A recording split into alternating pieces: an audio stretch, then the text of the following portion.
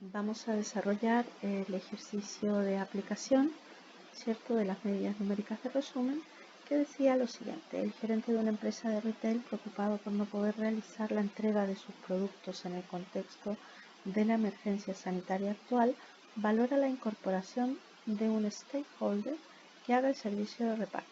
Para ello dispone de información de 3 candidatos con prestaciones muy similares, las que le han enviado un resumen con algunos indicadores basados en el nivel de satisfacción por parte de los clientes.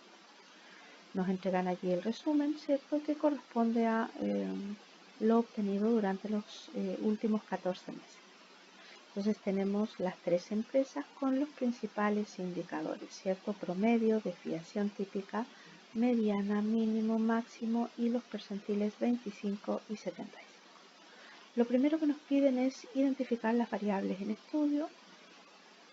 A la vista están, ¿cierto?, el nivel de satisfacción, que es una de ellas, nivel de satisfacción que está medido siempre en una escala de Likert, por lo tanto será una variable cualitativa ordinal.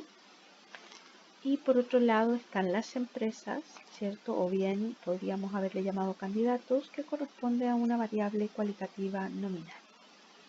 Respecto de la satisfacción y la escala de Likert, recuerden que las escalas de Likert tienen una particularidad, ¿cierto?, y que al igual que la calidad percibida, la escala es una escala de valoración y por lo tanto cada valor tiene, además de su categoría, un sentido numérico, y por esa razón es que podemos hacer cálculos básicos, ¿cierto?, numéricos con esas valoraciones. ¿De acuerdo? A diferencia de cualquier otra variable cualitativa que no podríamos hacerlo, pero con las escalas de Likert sí que podemos. El apartado B nos pedía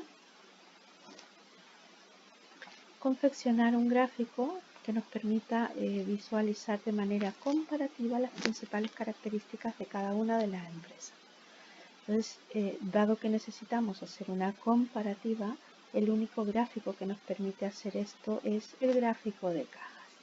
¿De acuerdo? No hay otro gráfico que permita, en este caso, incorporar las 3 empresas y más encima la variable de estudio, que sería la valoración.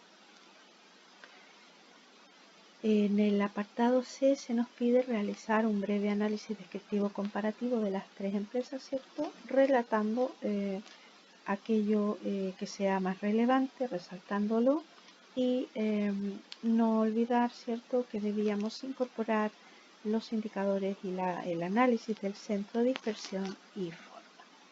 Entonces, si consideramos todos los elementos que están aquí a la vista, es decir, el gráfico de cajas más el resumen numérico, ya podemos hacer un breve diagnóstico. Lo primero, la empresa 1, se observa claramente que tiene una asimetría positiva, que podemos confirmar perfectamente porque la media y la mediana tienen bastante diferencia, ¿verdad? Se observa claramente que hay datos,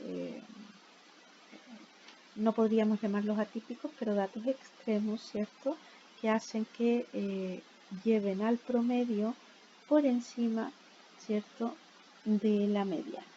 ¿Se fijan? Entonces esa asimetría positiva indica que las mayores valoraciones las tienen solamente el 25% de los que han valorado, ¿verdad? El restante 75% tiene valoraciones muy bajitas. Por lo tanto, podríamos decir que la mayoría de las valoraciones hechas para la empresa 1 son valoraciones que bordean el 2,8, ¿sí? Una valoración malísima, ¿cierto?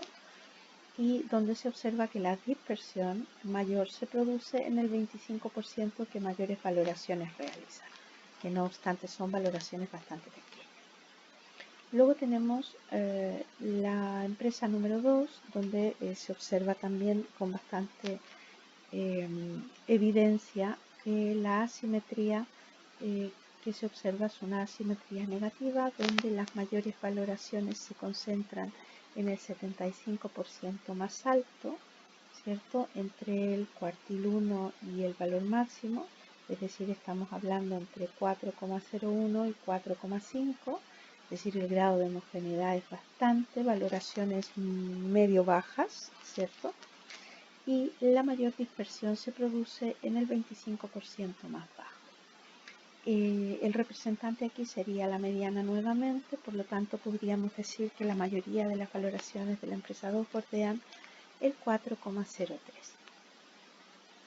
Y por último tenemos la empresa 3, cuya asimetría es bastante más evidente que en los otros dos casos.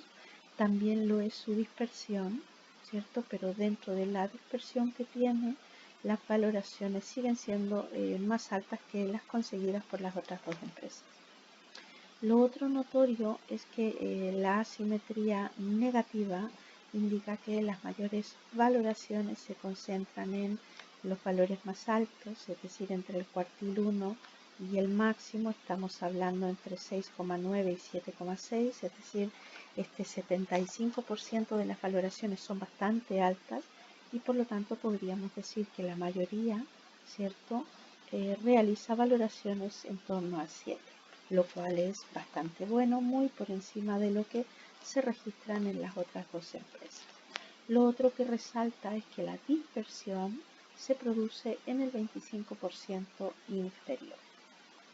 De acuerdo, en este caso no corresponde incorporar medias o desviaciones como elementos de análisis tanto del centro como de la dispersión, producto de la falta de simetría.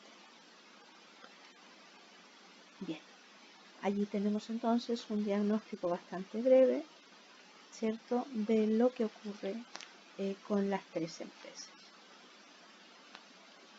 En el apartado D se nos pide, ¿cierto?, indicar cuál de las tres empresas candidatas sería la más adecuada para incorporar como stakeholder, y claramente por todo lo dicho, la empresa 3 es la que tiene las mejores condiciones porque tiene las valoraciones más altas y el 25% que menos valora a la empresa son valoraciones que están muy por sobre las valoraciones realizadas por las otras dos empresas. Bien,